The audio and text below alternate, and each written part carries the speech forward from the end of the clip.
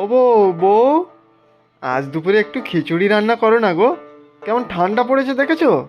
আচ্ছা, করব। খিচুড়ির সাথে কিন্তু শুধু বেগুন ভাজা। ঘরে কিন্তু আর কোনো আনাজ নেই। বেগুন ভাজা করলেই হবে।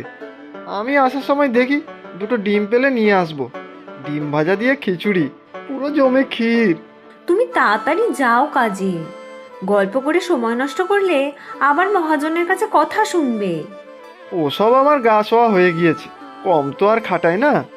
এবারে ওনার ব্যবসা ভালো হচ্ছে তো মনে হয়। তা ঠিক, তবে ওনার তো আর শুধু গুড়ের ব্যবসা নয়, চাল ডাল সব কিছুরই আড়ত আছে। তা তুমি আমাকে গুড় বানানো তো শিখিয়ে দিতে পারো। দু চারটে খেজুর গাছ তো আমাদের জমিতেও আছে। শিখবে? আচ্ছা, শিখিয়ে দেবো। আমি যাই এখন, ফিরে এসে খিচুড়ি খাবো বলে গেলাম কিন্তু। বানাবো বললাম তো, তবে ডাল তো বারণ তো। ডাল একটু কম দিয়েই বানাতে হবে কিন্তু। ও ঠিক আছে, খিচুড়ি হলেই হলো।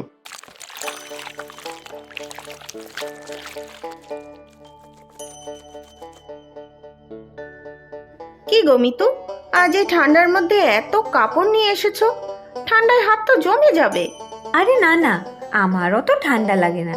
তোমরা তো দুজন টোনাটুনি, তা এত কাপড় হয় রোজ কাচার জন্যে? না না, রোজ আর কোথায় এত কাপড় জামা হয় কাচার জন্য। আসলে গত দুদিন তো আসতে পারিনি, তাই আজ একটু বেশি জমে গিয়েছে। ও তাই বলো। তা তোমার নয়ন কাজকর্ম করছে এখন? আগে তো শুয়ে বসেই দিন কাটাতো। আগের কথা জানি নে, তবে এখন তো রোজ কাজে যায়। তা ভালো, তবে একটু নজরে রেখো। দিনকাল যা পড়েছে, এই সময় কাজ গেলে কিন্তু নতুন কাজ পাওয়া মুশকিল। না গো বৌদি, কাজকর্ম ওর ভালোই চলছে। সেই সকালে যায়, দুপুরে একটু খেতে আসে, তারপর আবার কাজে যায়। খুব কাজ করে সে। আহারে, আর বলতে হবে না। করে তো কোন এক গুড়ের দোকানে কাজ, তা আবার খুব কাজ। কত কাজ করে আমার জানা আছে। কি হয়েছে বলো তো বৌদি? তুমি এখন আবার পায়ে পা দিয়ে ঝগড়া করতে চাইছো কেন বলো তো? তোমার কোন পাকা ধানে মই দিয়েছি আমরা? ভালো কথা বলছি, সেটা তোমার কানে যাচ্ছে না কি, তাই তো? পরে বুঝবে কত ধানে কত চাল। তোমার বরটিকে তো আর আজকের থেকে চিনি না। কুড়ের হদ্দ। এখন আগ বাড়িয়ে তা সব কিছু করে দিচ্ছ তো। পরে দেখবে ঘরে বসে থাকবে আর কুটোটিও নাড়বে না। সে যখন যা হবে দেখা যাবে। আগে তো বর্তমানের কথা ভাবি, ভবিষ্যতে যা হবার হবে। সে তোমার ইচ্ছে। পরে বলো না জেনে শুনে মুখ বুজেছিলাম। আমি তো আর তোমার পর নই। আমি যাই এখন। দুপুরে সে এসে খিচুড়ি খাবে বলেছে। এই তো ঠিক জানতাম, রোজ রোজ খাওয়ার এক একটা আবদার করে যাবে। না করলেই দেখবে তেনার মাথা গরম। তোমার শাশুড়ি মা কম দুঃখ তো আর করতেন না। ছেলের ফরমাস খাটতে খাটতে কাকিমা আমার পরলোক চলে গেলেন। শাশুড়ি মায়েরও তো শুনেছি শ্বাসের রোগ ছিল। ঠিকই শুনেছ। শুধুই কি আর শ্বাস, সংসারের কাজ করে করে না না বিশ্বাস উঠে যেত। জিজ্ঞাসা করো তোমার স্বামীকে।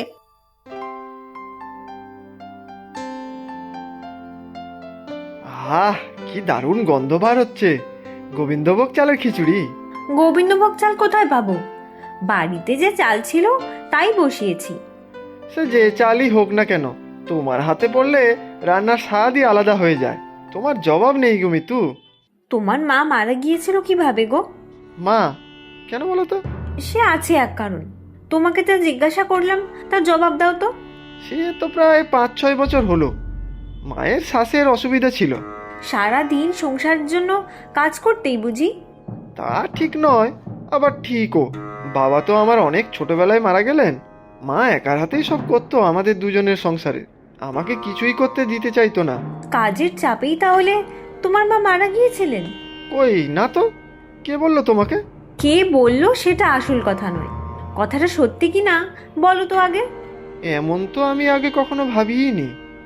মা বেশি কাজ করতো না কম কাজ করতো সে তো আমি কখনো মেপে দেখিনি। আমাকে যখন যা করতে বলতো তাই তো করতাম। সব কাজ তোমার মা করতেন, আর তুমি ফান্টুস সেজে ঘুরে বেড়াতে।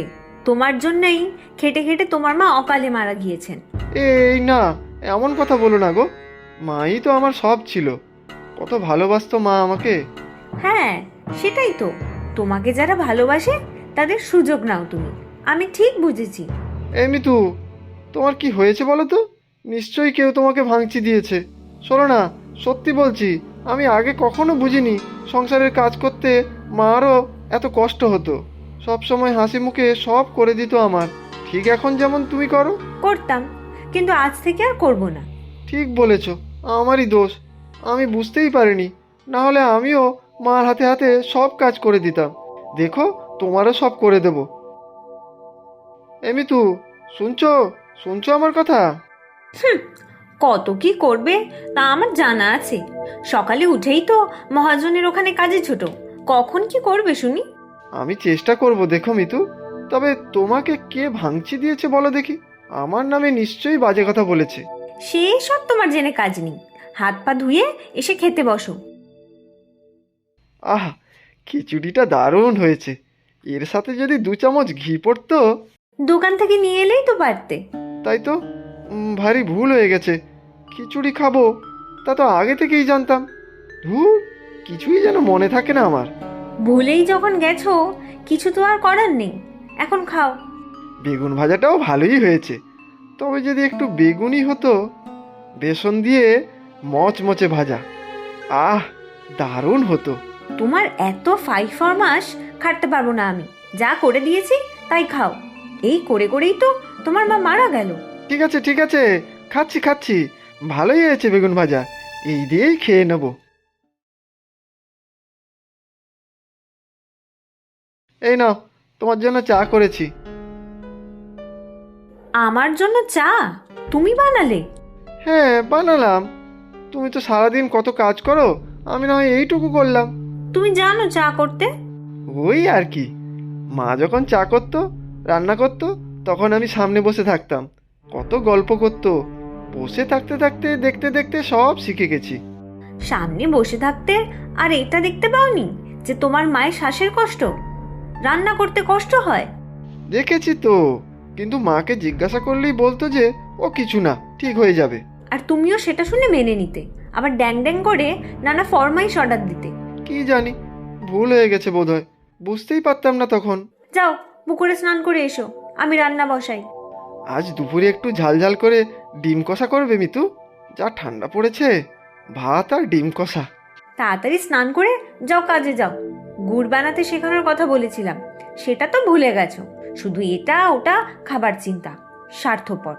কাল থেকে যে কি হয়েছে তোমার, খালি মুখ ঝামটা দিয়ে কথা বলছো। কে যে তোমার কান ভাঙালো কে জানে। আজ ক্ষেতের ধারে গেছিলাম জানো। বাবা, হঠাৎ? এমনিই গেছিলাম, তুমি খেজুর গাছের কথা বললে সেদিন, সেটাই দেখতে গেছিলাম। ভাবছি এবার নিজেই গুড়ের ব্যবসা করব। তুমি পারবে? তোমাকেও গুড় বানানো শিখিয়ে দেবো, দুজনেই বানাবো, তারপর আমি হাটের বাজারে বিক্রি করব। সত্যি? ভাবলাম একবার চেষ্টা করেই দেখি। অনেকদিন তো মহাজনের কাছে কাজ করলাম, আর রোজ রোজ কথা শুনতে ইচ্ছে করে না। তা ঠিক, নিজের ব্যবসা করলে তো ভালোই হয়। আমি তোমাকে সব রকম ভাবে সাহায্য করব। ও পাড়ার হিরু তো এই গুড়ের ব্যবসাই করে, ওর থেকে ভালো করে জেনে আসবো সব। আচ্ছা ঠিক আছে, নাও এবার খেয়ে নাও। যাও, হাত মুখ ধুয়ে এসো, আমি ভাত বাড়ছি। আজ কি বানিয়েছো গো? কতদিন ধরে বলেছি যে দুটো ডিম আনো, সেই কথা তো তোমার মনেই থাকে না। আজ শুধু আলু সেদ্ধ আর কচু সেদ্ধ। আচ্ছা তাই খাবো, কাল দেখো ঠিক মনে করে ডিম আনবো। এইটুকু কাজই ভুলে যাও? কি করে যে নিজের ব্যবসা করবে ভগবানই জানে। খালি বড় বড় কথা।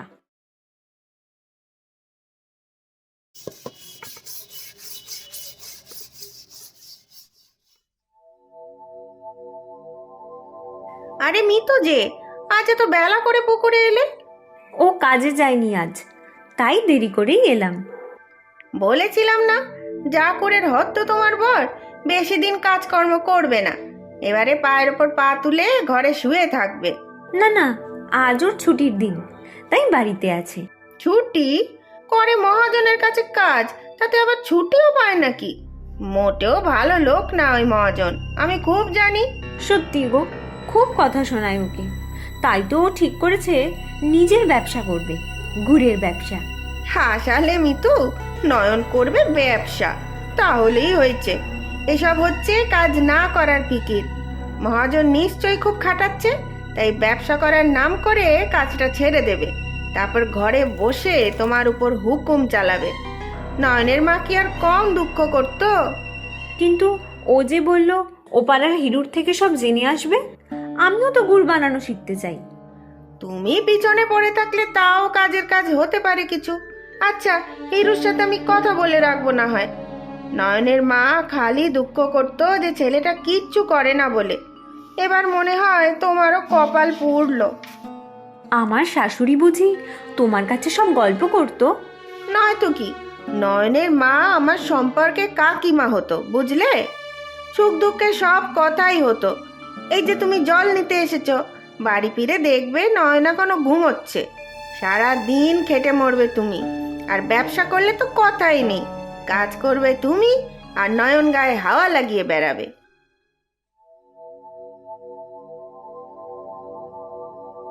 এসে গেছো? দেখো, আমি দোকানে গিয়ে ডিম নিয়ে এসেছি, সেদ্ধ বসিয়ে দিয়েছি, ঘরও ঝাড় দিয়ে দিয়েছি। কি গো, কথা বলছো না কেন? আর কি কি কাজ করে দেবো বলো? তুমি ঘরে বসে বসে আরাম করবে বলে ব্যবসা করার মিথ্যে কথা বলেছো, তাই না? এসব কে বললো তোমাকে? কে বললো বড় কথা নয়, আমি বুঝতে পেরেছি যেভাবে তোমার মা মারা গেছে আমিও খেটে খেটে মরে যাব একদিন। কে যে তোমার কান ভাঙিয়েছে জানি না। শোনো, মাকে দেখেছি উদয়স্ত খাটতে, তখন বুঝিনি।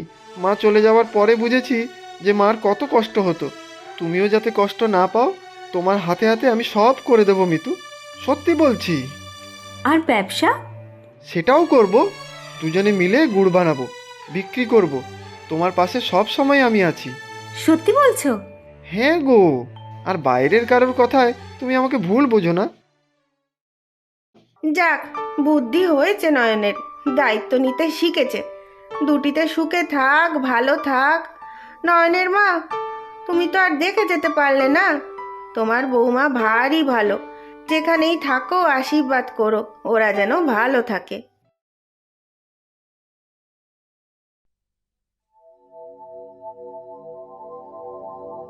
কি হলো বলো তো মিতু, রস জাল দিতে গিয়ে বেশি কালো হয়ে যাচ্ছে কেন?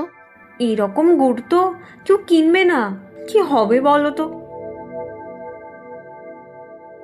কোনো চিন্তা নেই, আমি হিরুকে অনেক বলে কই নিয়ে এসেছি। ও তোমাদের সব দেখিয়ে দেবে।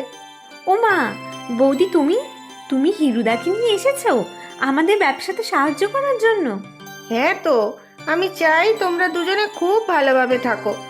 তোমার শাশুড়িকে যে আমি কথা দিয়েছিলাম। প্রচুর সঠিক উত্তরদাতাদের মধ্যে থেকে আমরা বেছে নিয়েছি 10 জনের নাম। গল্পের নাম তালবাগানি পিকনিক।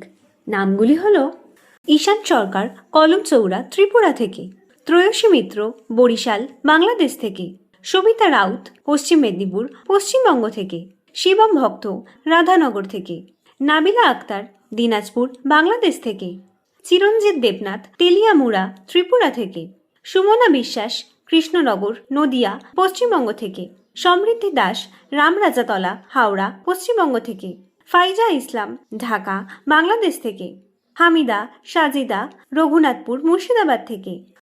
আজকের প্রশ্ন: নয়ন কি ব্যবসা করবে বলে ঠিক করেছিল? তোমরা প্রশ্নের উত্তরের সাথে নিজের নাম আর কোথায় থাকো সেটাও লিখে জানাবে কিন্তু।